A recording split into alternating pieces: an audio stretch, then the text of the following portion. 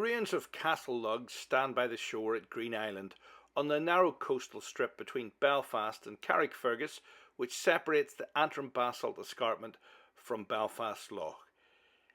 Castle Lug stands on the west boundary of the medieval borough or county town of Carrickfergus, and a castle here could have defended the approach from the shore between Belfast and the Clandy-boy O'Neills at Castle Ray.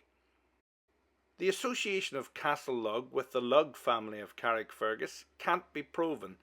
The Lugges were an important family in local politics, recorded as burgesses, sheriffs and mayors in the 16th and 17th century. In 1574, John Lugge was granted all the castles, halls and other hereditaments of Thomas Lugge, his grandfather, once burgess of Carrickfergus. If Castle Lug was part of these holdings, its origin might go back to 1550. It's likely that the earliest reference to the castle is on a map of Belfast Lough about 1570, which shows a place name of Clough, but no indication of a building. In the 19th century, the ruins were known as Clough.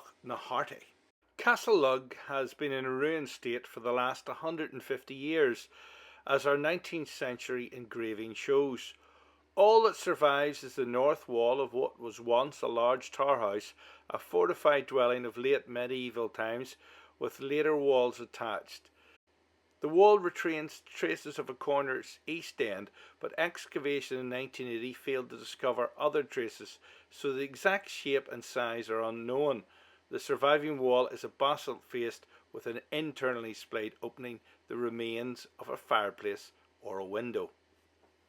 To imagine what the castle might have looked like, we illustrate an extract from the 1560 map of Carrickfergus town showing several tower houses.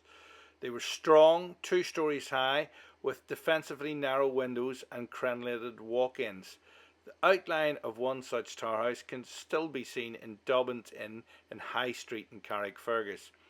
Urban towers, as illustrated, had less opportunity to spread than towers in the countryside such as Castle Lug. This part of Greenisland was developed in the late 18th and early 19th century, and indeed is still growing at the minute, being surrounded by Hartley Hall. The owner of the property in 1918 bought up an army surplus forge to tend to his horses and built it into the castle ruins. In the 1980s, the owner split up the grounds of that house, allowing one new house to be built and Castle Lug to be preserved. We've explored all round it. There's not really a lot left here to see. That's about it from me. Catch you again the next time on Historic County Antrim.